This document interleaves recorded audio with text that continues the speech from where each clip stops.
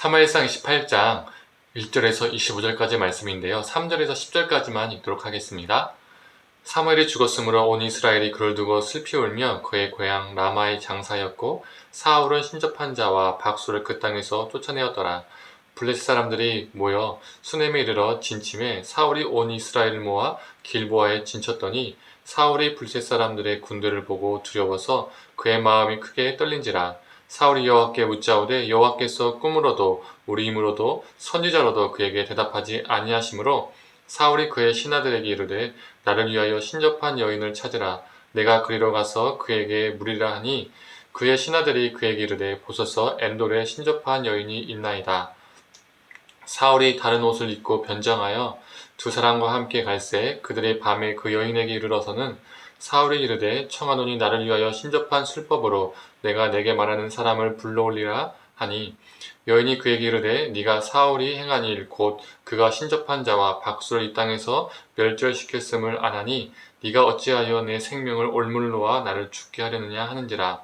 사울이 여호와의 이름으로 그에게 맹세하여 이르되 여호와께서 살아계심을 두고 맹세하노니 네가 이 일로는 벌을 당하지 아니하리라 하니. 아멘. 아침 묵상을 들으시는 모든 성도님들에게 하나님의 은혜가 있기를 간절히 소망합니다. 블레셋이 이스라엘을 향하여 전쟁을 일으켰습니다. 사울은 블레셋의 군대를 보고 크게 두려워했습니다. 이런 상황에서 사울은 하나님의 뜻을 알고 싶었습니다. 그런데 문제는 하나님이 자신의 뜻을 이 사울에게 알려주지 않는 것입니다. 어떠한 방식으로 말씀해주지 않는 것이죠. 이미 자신에게서는 이 사울은 여호와의 영이 떠났기 때문에 도무지 하나님의 뜻을 알기도 깨닫기도 힘들었습니다.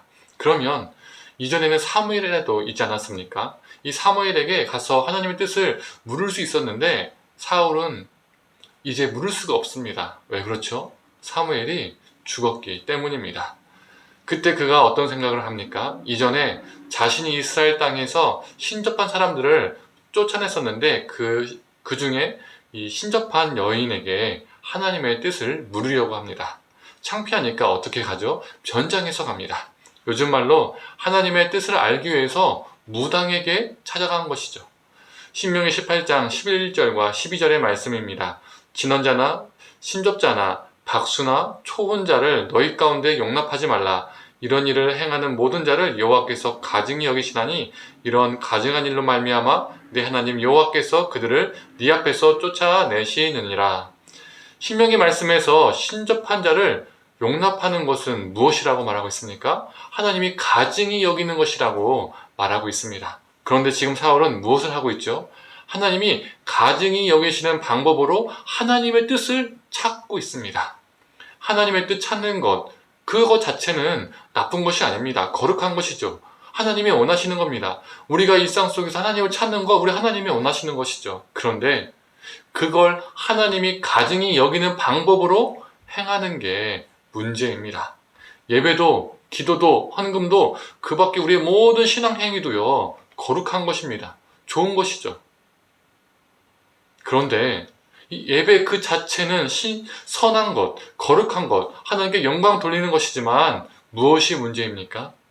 삶이 없는 예배, 삶이 엉망인 상태에서 드리는 예배, 바로 하나님이 가증히 여기시는 모습으로, 하나님이 원하지 않는 모습으로 예배에 나오고 예배를 하는 것입니다. 기도도 마찬가지입니다. 기도도 거룩한 것이죠. 기도는 하나님과 대화, 또 영적인 호흡이라고 우리는 말합니다. 그런데 그 기도가 나의 욕망의 발산, 나의 욕망의 도구가 되는 것이 문제입니다. 헌금도 마찬가지입니다. 헌금을 드리는 것은요, 거룩한 행위입니다. 이 물질이 나의 것이 아니라 하나님의 것임을 고백하는 정말 신앙의 거룩한 고백입니다. 그런데 문제는 무엇이죠? 그 물질을 마치 투자 개념으로 생각하는 것입니다.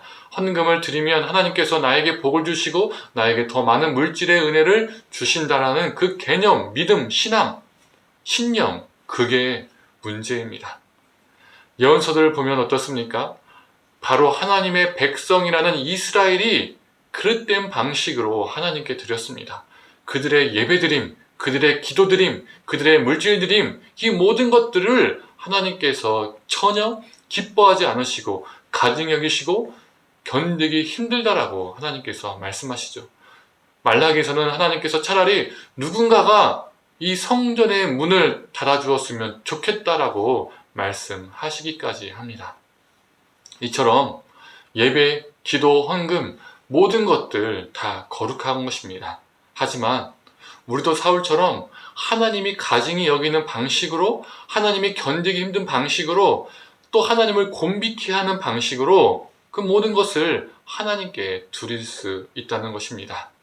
사울에게 진짜 필요한 것은 어떠한 방식으로든 하나님을 찾는 게 중요한 것이 아니라 하나님의 뜻대로 살아가는 것, 그게 그에게 필요했고 중요했었습니다.